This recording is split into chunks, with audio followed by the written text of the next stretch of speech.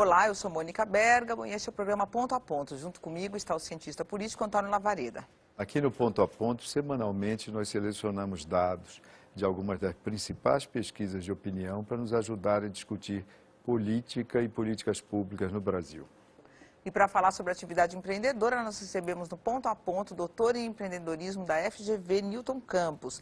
Ele que é sócio-diretor da empresa Solif Empreendedorismo e Serviços Educacionais e coordenador do Comitê de Educação e Tecnologia da Associação Brasileira de Startups. Professor, bem-vindo ao Ponto a Ponto. A gente vê que há algum tempo atrás, antes da crise econômica, a taxa de empreendedores que abriram um negócio porque tiveram uma ideia, porque tiveram uma oportunidade, girava ali por os seus 70%. Agora me parece que houve uma baixa, quer dizer, para algo em torno de 56%, o que significa que mais gente está abrindo negócios porque precisa e não porque teve uma boa oportunidade. O que isso pode significar em termos de mudança de perfil do empreendedorismo no Brasil? Em que isso pode dificultar, comprometer o surgimento de bons negócios no país? Primeiro a gente tem que saber separar, né, bastante bem. Eu acho que nós estamos aprendendo nesses últimos anos o que é o chamado empreendedorismo, né, por opção ou por oportunidade e o empreendedorismo por necessidade. Certo. Né? Eu não chamo o empreendedorismo por necessidade nem sequer de empreendedorismo. Eu chamo isso de um pequeno negócio, né? Uma estratégia o de autoemprego, exatamente. Né? Por que eu falo isso? Porque o empreendedorismo, ele pressupõe inovação. Né? Então, a não ser que um desses pequenos comerciantes, né, consiga emplacar uma inovação ou desenvolver uma inovação, até esse momento ele não pode ser chamado ainda de empreendedor, vamos dizer assim, na minha concepção. Tá? É natural, em qualquer momento de crise, em qualquer país do mundo, que a taxa do empreendedorismo por necessidade suba. Né? Natural. A Mônica mencionou que subiu de 29% para 44%. E se a crise continuar, provavelmente vai subir mais. Né? Eu acho que o que nós temos que chamar a atenção dessas pessoas que estão abrindo negócios agora por falta de opção é justamente elas pensarem de que forma ela pode inovar, para aí sim ela se tornar um empreendedor. Né? Ela está abrindo algo por falta de opção, provavelmente numa área que ela conheça, ou talvez não muito, mas provavelmente sim, e ela tem que pensar ali, poxa, o que eu posso fazer de diferente, de inovador, de único, né? E fazer de certa forma uma limonada do limão. Agora, tem alguma diferença? Quer dizer, claro, a pessoa pode abrir um negócio por necessidade, no entanto, ele ser um bom negócio, né? Pode. E pode também abrir um negócio por ver uma boa oportunidade e esse negócio quebrar. Tem alguma pesquisa, algo que mostre a taxa de sobrevivência dessas empresas, se a gente compara o empreendedorismo por por oportunidade e o empreendedorismo por necessidade, professor? Olha, eu desconheço alguma pesquisa que trate disso assim, tão delineado como você já marcou. Complementando a pesquisa da Mônica, e provavelmente deve existir também a motivação simultânea, não é? Por necessidade, mas também descobrir uma oportunidade para resolver a estratégia de sobrevivência. Acontece muito que, vamos dizer, durante a execução daquele projeto de sobrevivência, a pessoa consegue inovar e acaba se tornando uma oportunidade. Ela acaba criando uma oportunidade para ela mesma. E se transformando em empreendedora, exatamente. No empreendedor preciso, como você da denomina. palavra, exato. Então isso acontece. Tanto que eu costumo dizer, né, que né, muitas vezes em sala de aula ou em palestras eu traço essa linha que nós traçamos aqui, e a pessoa às vezes fica triste, fala, poxa, então professor, eu sou apenas um empresário, né, eu não sou um empreendedor. Eu falo, não, mas olha, não se preocupa, não fica triste. Por quê? Porque a grande maioria dos empreendedores vem do pool de empresários. Ou seja, a grande maioria, existe aquela pessoa que de um dia para o outro abre um negócio inovador e dá certo, existe, mas essa é a minoria. A grande maioria está fazendo algo tradicional e ao fazer aquele algo tradicional, consegue inovar. Né? E aí consegue ter uma quantidade de clientes que aumenta em crescimento rápido, que essa é a característica do empreendedorismo. Professor, eu vou pedir uma atenção sua. Algumas telas, nós vamos ver 3 telas nesse bloco, com dados de levantamento internacional do Sebrae, FGV, taxa de empreendedorismo ao redor do mundo. E o Brasil vem em primeiríssimo lugar aí, com 39,3%, o México vem em segundo lugar, com um pouco mais de 27%, Estados Unidos em terceiro, depois Índia, China, a Alemanha aparece com menos de 10%, 9,2% para que o espectador tenha uma noção. Desejos e expectativas. Aí um quadro onde ter um negócio próprio vem em terceira posição como desejo, como sonho, como projeto dos brasileiros. É esse empreendedor por opção, por vocação. Assim, é um pouco mais de 1/3 da sociedade brasileira que gostaria de ter como sonho ter um próprio negócio. Depois, motivação para abrir o seu próprio negócio, nós estávamos conversando sobre isso, e por necessidade, que a Mônica já tinha colocado na sua primeira questão, deu um salto aí para 44%, quase em posição equivalente. Se bem que, do ponto de vista de políticas públicas, isso não faz muita diferença, né? Ou seja, necessidade do Estado apoiar o empreendedorismo, não há que discernir do ponto de vista de políticas públicas, é por oportunidade, por necessidade, há que ajudar a transformar esse segundo contingente, trazê-lo para o primeiro, não é isso? Os seus estudos sobre essa questão, o que é que explica, em poucas palavras, se é possível ter uma explicação simples, o que é que explica a liderança brasileira nesse ranking de empreendedorismo que nós vimos há pouco? Olha, nós temos que entender bem a composição do ranking, né? O que ela está medindo, né? Eu te dou exemplos de outros rankings similares a esse, que mostram, por exemplo, né, a Venezuela como um dos países mais empreendedores do mundo, né? Então, nós temos que entender bem os dados que estão lá dentro, né? O que nós podemos dizer é que o empreendedorismo atrelado à inovação tecnológica no Brasil é muito baixo ainda, comparativamente com outras economias como essas citadas aqui. Então, eu não tenho a menor dúvida que se nós compararmos, né, a Alemanha, que está lá no fim, com o Brasil, que está na ponta, em termos de empreendedorismo, que nós chamamos de alto valor agregado, né, que é uma nova metodologia, um novo processo, uma nova forma de vender, etc., a Alemanha vai estar superior. O que mostra de interessante esse gráfico é que a predisposição do brasileiro de atuar por conta própria. Isso é muito interessante, né? Então, eu acho que nós temos aí, vamos dizer, uma base boa. Seja com inovação, seja de forma tradicional. Exatamente, mas que, de certa forma, nós podemos construir em cima desses pilares, que é uma boa porcentagem da população brasileira tem interesse de ter algo próprio, né, de ter uma autonomia, até uma pesquisas que identidade. mostram que é o terceiro sonho do brasileiro, não é isso? Primeiro É. é a casa própria. Então, isso já é uma predisposição positiva, porque tem muitos países, inclusive desenvolvidos, né, no mundo, que não existe essa predisposição. Ou seja, embora o país esteja, né, consolidado, vamos dizer assim, desde as conquistas socioeconômicas, a população em si, grande porcentagem, não quer se arriscar. O caso da Escandinávia, por exemplo. Por exemplo, né, o próprio países Japão, da Escandinávia. Exatamente. Né, que não é Por que essa diferença? Por quê? Como é que você explica boa isso? pergunta. Isso foi precisamente uma das grandes perguntas que eu tive durante o doutorado, que eu fiquei anos estudando esse assunto. E certamente está conectado com a parte cultural, né? Ou seja, dependendo do contexto cultural, sociocultural de cada país, existe uma predisposição maior ou menor a pessoas querer, né, desenvolver algo por conta própria, né? Tem sociedades que são mais, vamos dizer, colaborativas, mais... O Estado garante mais... Exatamente, o Estado garante mais apoio, né? Então a diferença entre ela se arriscar e ela não se arriscar A América Latina, não por acaso, tem percentuais altos. Exatamente. O México vem ali em segunda colocação. Naquele A América Latina é alto. O sul da Europa também, né? Embora tenha essa diferença que lá a pessoa, vamos dizer, desempregada, tem uma segurança muito maior, muito superior à nossa. Exato. Isso A faz pessoa uma fica diferença. 1, 2, 3 anos sem trabalhar, recebendo seguro-desemprego. Você falou que a taxa na Venezuela é maior do que no Brasil. Depende do estudo, tá? Mas tem um estudo específico, E famoso, por que isso? que mostra a Venezuela como um dos 3 principais países mais empreendedores do mundo. E por quê? Eu me recordo uma curiosidade assim, sobre a Venezuela, porque eu fiz algumas viagens para lá, e, por exemplo, para você ser taxista, você só precisa colocar a placa e você já é um taxista. Aqui você tem toda uma burocracia. Então, é impossível ser taxista em São Paulo, exato, aliás.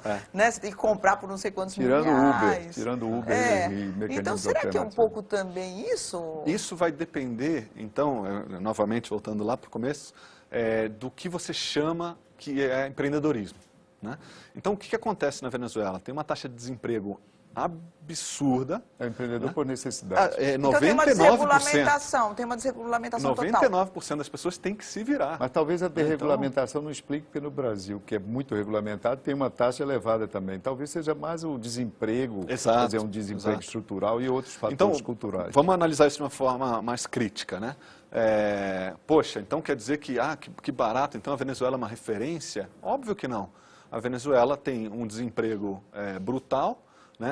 Hoje em dia está numa situação de instabilidade social, então não quer dizer que porque tem muito empreendedor o país está indo bem. Na verdade, nesse caso específico, se nós entrarmos nos dados, nós vamos ver que não tem emprego para as pessoas. Então, as pessoas têm que fazer bolo em casa, têm que se virar para sobreviver, né? Então, por isso que, mas eu não chamo isso de empreendedorismo. Eu queria que o senhor esmiuçasse um pouco para a gente. E outra coisa, precisa de uma inovação para o negócio ir bem? Não necessariamente. Depende, porque a inovação tem uma característica interessante. Hoje em dia também é outra palavra que está na moda. A inovação, ela depende da percepção do outro, né, para ela se tornar uma inovação. Então, muitas vezes você considera algo inovador, mas ela não considera e vice-versa, né? Então, como que nós, no empreendedorismo, medimos se algo é inovador ou não? Nós usamos a percepção social, ou seja, se as pessoas consideram que aquilo é inovador, aquilo é inovador, vamos dizer assim. Não os donos, né? Então, na verdade, é a sociedade que vai decidir, ou pode ser um mercado específico, né, um setor específico. Então, é isso que diferencia, vamos dizer, o empreendedor do comerciante ou do empresário, tá? Nessa base de, vamos dizer, de definição do que é o empreendedorismo. O comerciante, né, ele continua sendo uma atividade nobre e importante para a sociedade, né? A pessoa que tem uma loja, que tem uma consultoria, ela continua tendo uma atividade nobre para a sociedade. Eu não estou dizendo que ela não seja importante. Agora, nós temos que, eu defendo que nós tracemos essa diferença justamente para que essa pessoa que hoje tem um comércio, tem uma empresa de prestação de serviço ou de venda de produtos, entenda que se ela quiser ter um impacto maior na sociedade, ela tem que inovar, normalmente. Tá? Isso tem a ver, por exemplo, com o fato de que boa parte dos novos comerciantes no Brasil e em outros países já aparecem, na verdade, na internet, na plataforma web, ou seja, não é mais a loja física, é comercializando através de sites, etc. Isso é inovação, no caso. Depende. É comércio de uma forma inovadora. Depende. Se isso for aceito pelo público que ele se propõe como algo bom, né, pode ser considerado. Que tem dado certo. Exatamente. É o critério. A pedra de toque. Os demais são, eu costumo chamar de potenciais empreendedores. Eles estão tentando, né, se tornar empreendedores. Então, o que eu acho que é válido nessa distinção é justamente para aquela pessoa que ainda não é empreendedora, que ela pense em como se tornar, né? Então, porque senão você diz, a pessoa tem uma loja ali na esquina e é um grande empreendedor, e a pessoa se engana dizendo, bom, eu já sou um empreendedor, já estou estável, e não é verdade, ela tem que continuar inovando. Professor, desculpe, mas eu vou lhe interromper novamente para nós vermos duas telas nesse bloco. Tá bom. Mentalidade empreendedora dos brasileiros para iniciar um novo negócio. Aqueles que alcançam sucesso têm status, ou seja, uma percepção de que o êxito em negócios confere status. Sim. É uma opção desejável de carreira, praticamente. Na margem de erro, são números muito próximos. A maioria preferiria todos com padrão de vida parecido. A mídia apresenta histórias de negócios bem-sucedidos, afirmam ter conhecimento, habilidade e experiência para iniciar. Numa outra tela, avaliação de especialistas. Foram 74 os especialistas ouvidos nessa pesquisa FGV-Sebrae, sobre as condições mais limitantes da atividade empreendedora no Brasil. Políticas públicas, políticas governamentais com 54%, educação e capacitação, custo de trabalho, apoio financeiro e clima econômico. Então vem aí educação e capacitação em segundo lugar. Curiosamente, professor, esse mesmo time de especialistas, nesse mesmo estudo, eles elaboraram uma lista com recomendações para melhoria das condições de empreender. Isso é do ano de 2015. Isso. E aí inverteu-se. Educação e capacitação veio em primeiro lugar como recomendação. Reconhecimento de que, melhorando o nível educacional, né, com preparação, capacitando as pessoas, isso tem um impacto na atividade empreendedorismo. Professor, Eu não tenho notícia de outros países, né, do Porto do Brasil, etc., tal, que tenham alguma coisa equivalente, pelo menos com alcance, com o volume de trabalho, de disseminação na sociedade do SEBRAE, do nosso SEBRAE. Presença de comunicação maciça, presença na mídia, tem programas fixos, inclusive, etc., tal. Qual é a participação, na sua avaliação, qual é a participação do SEBRAE, qual é a avaliação que a gente pode fazer até hoje, que nós podemos fazer, do papel do SEBRAE para incentivar e, de certa forma, ajudar, apoiar o empreendedorismo no Brasil? Que, Olha, para os que não são especialistas, e eu me incluo entre eles, parece bastante importante. Sim, eu posso te dizer, por pesquisas, que sim, é relevante. Tá? Outros países também têm agências de apoio, né? Agora, o SEBRAE, sem dúvida nenhuma, se destaca. Né? No Brasil, nas minhas pesquisas, por exemplo, durante a fase do doutorado, eu captei claramente que o SEBRAE tocou em alguns dos empreendedores importantes que temos aqui no Brasil, através de programas diversos, de formação, de melhoria, de capacitação, etc. O que torna esse um grande desafio hoje em dia? Né? Por que aparece ali tão alto essa necessidade? Porque a capacitação da mão de obra empreendedora hoje em dia, em sua grande maioria, passa pelo desenvolvimento de tecnologia. Né? E esse é um gargalo que nós temos sério. Né? Não só no Brasil, em outros países também, mas aqui a capacitação técnica, né, e tecnológica é um gargalo que instituições como o SEBRAE, como o SENAI podem sim ajudar muito, e as próprias universidades, o ambiente acadêmico, etc. E nós temos que ter mais atenção a essa parte, porque hoje em dia as inovações passam muito pela questão tecnológica. Então esse é um desafio para o empreendedor que precisa contratar um programador e não tem. Entendo. E os programas do governo, Pronatec, essas coisas, não ajudaram muito? Olha, são positivos. Agora, dada a situação que nós temos hoje de falta de recursos no país para fomentar programas desse tipo, nós temos, na minha opinião, nós temos que contar com outras ferramentas. Né? Eu sou um crítico, vamos dizer, ferrenho, ou advogo, né, de forma energética por uma reforma tributária. Né? Isso, para mim, é essencial para nós termos um ambiente melhor. O MEI, por exemplo, várias coisas que foram criadas nos últimos anos. O Simples e o Super Simples têm ajudado. Mas isso são ferramentas... Só se formalizaram sim, mas são ferramentas já que tiveram seu papel, ajudaram sem dúvida nenhuma, mas são antigas. Nós precisamos de passos muito mais ousados. Não foi uma mini reforma tributária? Eu te dou um exemplo. Quando você faz um MEI, quer dizer que as pessoas se formalizam pagando 40, 50 reais? Um impacto bastante... Foi positivo para o país, mas um impacto ainda... Tímido. Boa palavra. Né? Então, nós precisamos, sim, de uma reforma mais robusta, onde, pelo menos, o pequeno empresário, né, aquela pessoa que quer ser empreendedora, tenha menos trabalho, no mínimo, para calcular seus impostos, que hoje dá muito trabalho no Brasil. Eu te dou um dado importante. Para você ter uma ideia, nos países desenvolvidos, né, naquele grupo de países desenvolvidos, eu não lembro exatamente as letras, mas, enfim, nessa associação tem... eles calcularam a média em que o empresário, média de horas anuais que o empresário precisa para calcular os impostos que tem que pagar. E nos países desenvolvidos é por volta de 150 horas por ano, né, que ele gasta. Na América Latina, na média, é por volta de 350, né, mais do que o dobro. É alto. Na América Latina, na média. No Brasil, é mais de 2.500 horas por ano. Olha só. Né?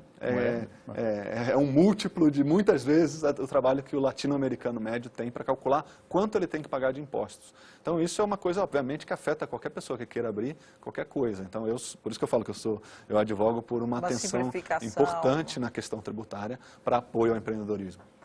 Professor, nós vamos começar com a exposição de algumas telas com gráficos pertinentes. Agora, uma pesquisa CNI-IBOP, nível de burocracia no Brasil. É um país somando burocrático, muito burocrático, 77%, praticamente 80%. Ou seja, é um consenso. Nós somos uma sociedade bastante burocratizada. Numa segunda tela, nós vamos encontrar uma das principais dificuldades para o Brasil crescer é o excesso de burocracia. Concordam totalmente ou em parte 77% das pessoas. E a terceira tela, ainda nesse capítulo burocracia no Brasil em comparação com outros países. Aí dizem que o Brasil é mais burocrático. Isso é uma representação que, a rigor, a maioria da população não conhece, não é composta de especialista, não conhece exatamente. Essa questão da burocracia, nesse primeiro estudo, professor, isso é consenso, e você tinha abordado isso atrás e comentando, por sua vez, um comentário da Mônica. Eu vejo o seguinte, nessa mesma pesquisa, o governo deveria eleger o combate à burocracia como uma das suas prioridades. 72% concordam. Pronto. Mas mais adiante, a burocracia no serviço público é importante para evitar o uso indevido dos recursos públicos. Numa época de lava-jato, etc. e tal, 67% das pessoas concordam, ou seja, deve combater a burocracia, mas a burocracia deve combater impropriedades, etc. Claro. E, por último, a burocracia é um mal necessário, 63% dos brasileiros concordam.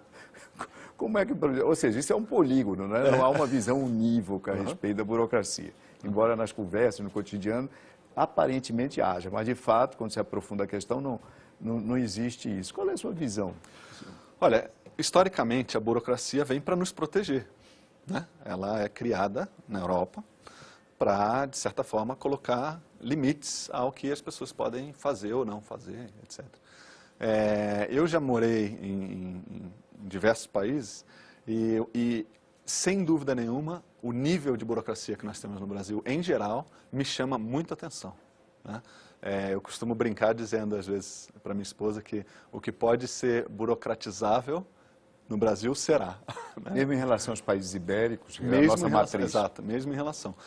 Por que se deve isso? Se deve a uma questão específica, né, do nosso desenvolvimento aqui no Brasil, como cultura, como país, que é a falta de confiança que nós temos em outras pessoas. Né? Isso afeta, vamos dizer, o funcionamento da burocracia. Porque como nós temos um nível baixo de confiança no outro, né, nós tendemos a utilizar a burocracia para nos resguardarmos de um eventual, né, problema com esse outro. Então, a burocracia, né, faz a gente ter que fazer muito mais coisas por escrito do que mesmo os países ibéricos fazem. Né? Então, isso eu concordo com a pesquisa que é um mal grande no Brasil. Há uma explicação também... Isso conecta com o que nós falamos na outra hora, da quantidade de horas para calcular tributo. Uma explicação sociológica também, que está disponível aí no mercado de ideias, é de que nós teríamos tido Estado antes de termos sociedade, ao contrário dos Estados Unidos, onde a sociedade chegou primeiro e depois vieram as instituições. Interessante, pode ser. Professor, o senhor falou das horas, 300 horas, né, em alguns países, e aqui nós, 2.500 horas. Lá existe para o pequeno empresário a figura do contador? Que todo mundo aqui tem, até o MEI tem contador, inclusive o governo dá um contador de graça para o MEI, né? Os contadores trabalham para os microempresários e é uma característica curiosa nossa aqui. O contador no Brasil, e eu sou contador, então me incluo, ele tem um certo estigma. Né? Ele é visto como calculador de impostos, né? Calculador de imposto de renda, calculador do imposto da sua empresa e etc. Eu acho isso curioso, porque você vai para outros países e o contador, mesmo na América Latina, ou nos Estados Unidos, ou na Europa, ele tem uma função diferente. Né? Lembrando que quem que é o contador? O contador, né, o que é a contabilidade? Ela é a ciência que estuda o patrimônio. Né? Então, no Brasil, nós, cientistas do patrimônio, não temos muito tempo para estudar o patrimônio, como contadores, porque temos muita burocracia para resolver. Então, isso acabou estigmatizando a profissão no Brasil. Ela se tornou uma profissão atrelada à burocracia. Né? Então, é verdade que nós aqui nos apoiamos muito mais... Os contadores portugueses que vieram para cá eram guarda-livro. Né? Mas um microempresário em outros países não tem nem contador, ele faz sozinho, em geral. Não, na maioria não tem. Ele pode ter um apoio, eles chamam de uma assessoria, né? Mas essa assessoria normalmente é por hora, então se você usou 2 horas aqui, vai acumulando e você vai no fim do mês pagando essa quantidade de horas. Aqui normalmente nós apoiamos muito nessa profissão para resolver essas burocracias, né? Abrir empresa, fechar empresa, mudar o contrato social, etc. Então, professor, em resumo aí do ponto de vista dos dados que nós vimos. Os especialistas dizem que educação e capacitação é a principal ferramenta para incentivar empreendedorismo. No Brasil, basicamente, quem faz capacitação é o SEBRAE, é isso. Do ponto de vista de universidade, do ponto de vista, existem outros espaços institucionais? Claro, por exemplo. claro. Olha, as universidades que trabalham com toda a questão de formação tecnológica, de engenharia, né, elas estão incluídas nesse ecossistema. Né? O que eu posso dizer... E tem uma relação direta com o mercado, com empreendedores? Às vezes tem, às vezes não. Mas o que nós sim podemos dizer é que grande parte da tecnologia de valor agregado, né, de tecnologia de ponta, ela é desenvolvida normalmente ou num parque tecnológico, né, ou seja, num ambiente onde está a empresa, a universidade, etc. Ou as incubadoras. Exatamente. Né, ou num departamento de inovação de uma empresa, e etc. Então, assim, não estou diminuindo de forma alguma o papel de instituições como o SEBRAE, mas o SEBRAE tem um papel fundamental, sim, mas não necessariamente apenas da formação da mão de obra do gestor ou daquela pessoa que vai apoiar no desenvolvimento do negócio. A gente precisa de mais do que isso.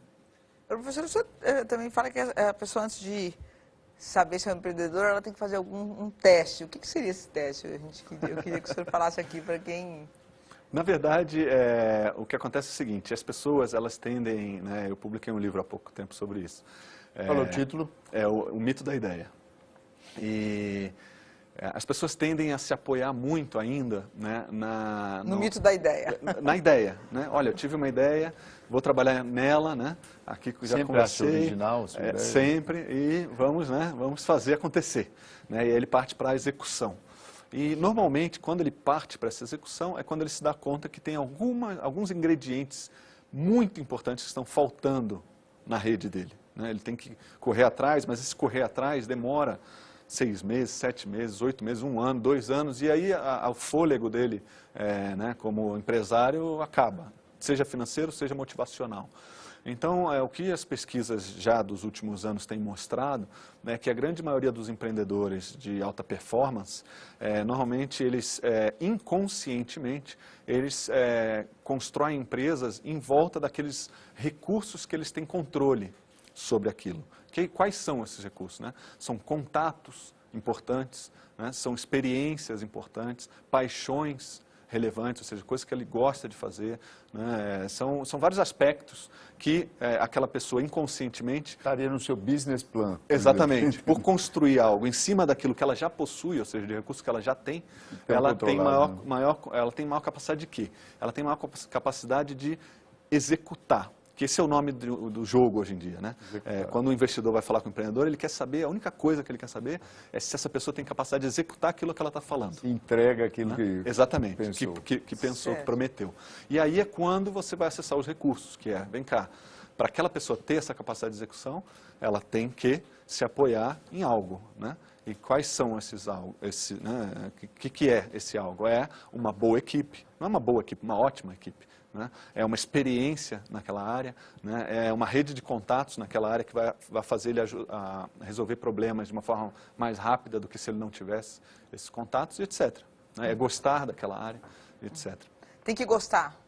Olha, normalmente... Ou eu posso fazer normalmente nós e sempre se falar, se você gosta do que você faz, você vai se dar bem, às vezes não é bem exatamente isso, né? É assim, o gostar, ele tem um peso, tá? Nós costumamos dizer que é como se fosse a cola do resto, né? Ele cola todas as outras peças. É a emoção que junta tudo. Exato. Então, não necessariamente ele tem que gostar, porque lembra que a motivação, Schumpeter, que é o grande pai do empreendedorismo, que pesquisou isso em 1920, ele estudava o capitalismo e ele descobriu que dentro do capitalismo tinha uma engrenagem fundamental que ele chamou de empreendedor. E aí ele, né, já falava que a grande motivação naquela época, quando ele pesquisou isso, do empreendedor, qual é? É a de construir a sua própria história, no fundo. Ou seja, é de poder controlar o seu destino, é de poder definir regras e valores que têm a ver com a realidade da própria pessoa.